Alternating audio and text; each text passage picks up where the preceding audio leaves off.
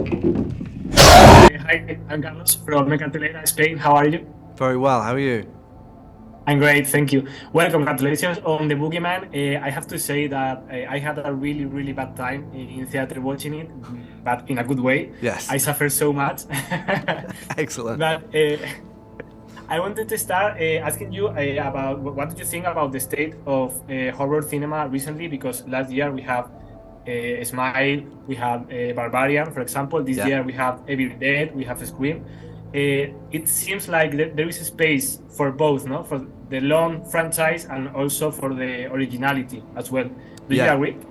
Yeah, totally. I think it's been such an amazing couple of years for horror. I mean, the last 5 years we've seen so many new horror classics come out, and it's, you know, the trend that everyone is starting to notice, and it's no coincidence, is you've got all of these great horror movies that started out as streaming titles that have moved to theatrical, and everyone has been flocking to the cinema to see them because horror is just the ultimate communal experience. You know, I've loved watching Barbarian and Smile and Evil Dead Rise and all of these on the big screen. Like it would be such a travesty to watch one of those on a small screen. So it's nice to be part of that club.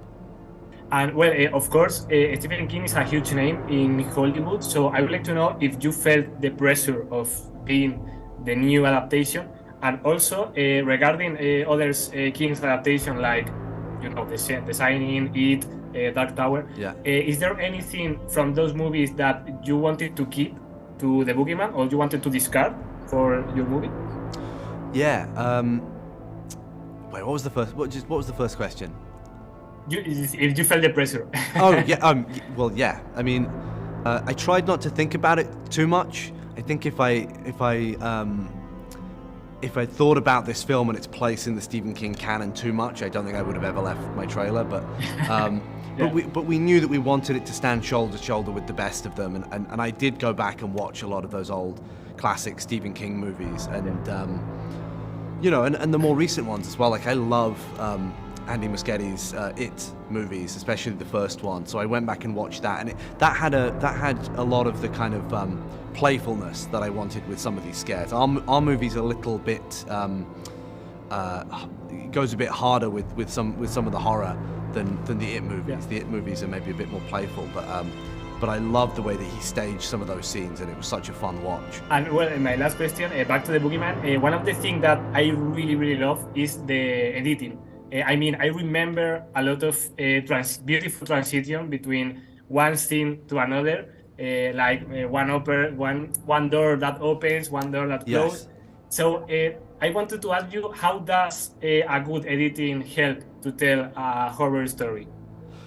Editing is the most important thing. I mean, you've got all this great raw material, and I've really got to shout out Pete Gavostis. I'm butchering his last name, but he's absolutely incredible. He cut some of the Conjuring movies and is just an absolute genius. And he would always come up with these ideas of how to tighten a scare, how to surprise an audience. It's all about rhythm, and he really, more than almost anyone I know, understands the rhythm of a scare scene and when to land that kind of killer blow, you know, because audiences are expecting it and they know that normally it happens, you know, it's going to happen here when the character closes the mirror cupboard, the creature's going to be behind them, and he's so great at being one step ahead of the audience.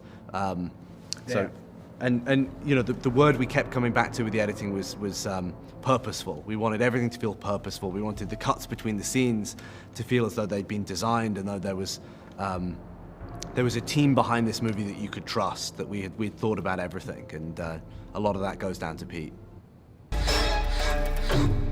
Existe desde siempre. Se esconde en la oscuridad. Es como esos monstruos que crees que se esconden bajo tu cama.